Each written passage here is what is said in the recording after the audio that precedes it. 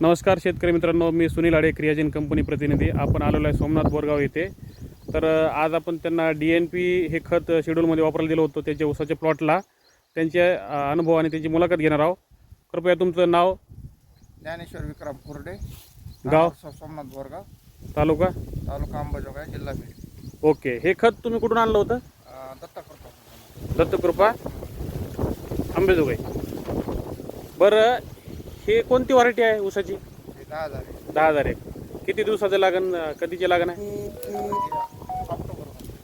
ऑक्टोबरमध्ये लागण आहे. पण तुम्हाला काय अनुभव आला हे खत वापरल्यानंतर आणि मागील काय अनुभव? हे खत वापरल्यापासून ऊसाचा कलर, पेरेची लांबी, काळोखीपणा शेवटपर्यंत राहणं, रोगराई येणार नाही. हां, त्याच्या रोग आला नाही म्हणजे तांबेरा नाही, कुठलं करपा नाही. काहीच नाही. आणि मागचा अनुभव काय तुमचा? मागचा अनुभव आता एका प्लॉटला वापरायला नव्हता आपण, हां त्याला तर तांबूर आला होता. गेल्या वर्षी शेवट फवारावं लागलं. हां हां. आणि ते मागच्या वेळेस तुम्ही मागच्या वर्षी वापरलं होतं वापरला. त्याचं थोडं सांगा बरं, स्टोरी कशी झाली होतं.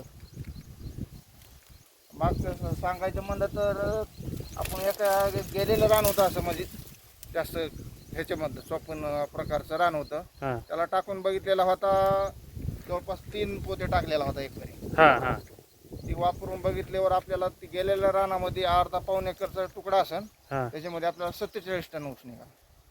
अरे वा, चांगली गोष्ट आहे. आणि आता याला किती डोस झाले? ह्याला एकच झालेला आहे. आता करणार हो का डोस तुम्ही? हा, करणार. आता पाऊस पडल्यावरती डोस होईल. ओके.